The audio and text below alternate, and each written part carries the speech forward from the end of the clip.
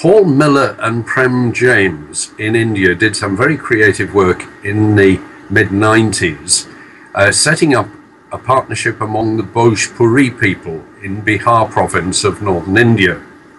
They had a particular problem because the people working among the Bojpuri were largely individual church planters who had been sent by small mission organizations, national Indian mission organizations, and they were working in very isolated villages.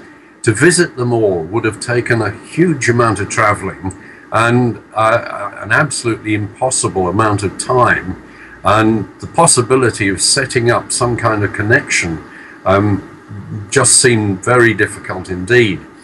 So they used a method which Paul Miller described as second-hand relationships.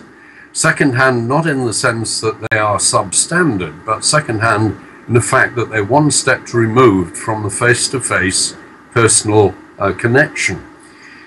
They called a meeting of church leaders, and that meeting was convened by people of standing across the board in Bihar province. The Church of North India bishop, for example, was one who was there. Leader of the Presbyterian mission, who was also Indian, was another. There was a whole spectrum of people who were involved in this initial exploratory meeting. It wasn't a meeting to form a partnership.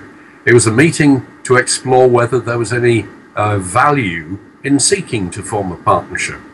And at this meeting, people of different levels were able to meet together and separately in order to explore that possibility.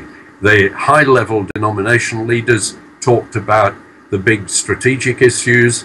The grassroots people talked about the problems and challenges of church planting and things that had worked, things that hadn't worked, and built an exciting consensus that yes, it would be worth calling a bigger meeting to establish a partnership. And each one then became the person who contacted the individuals who were working at the grassroots, planting churches, to invite them to this formation meeting. The formation meeting was about 5 times as big as the initial exploration meeting and covered the full range of these different perspectives that had come from those who'd been called to the initial meeting. They were the kind of primary contacts, the conveners of the meeting, who had credibility with their respective networks, and they managed to persuade the members of their networks that this would be a worthwhile thing to be a part of. And so when the formation meeting came about, the people who were facilitating the partnership didn't actually know everybody who was involved, but they knew the smaller group who'd been at the exploration meeting to be the link with these second-hand relationships.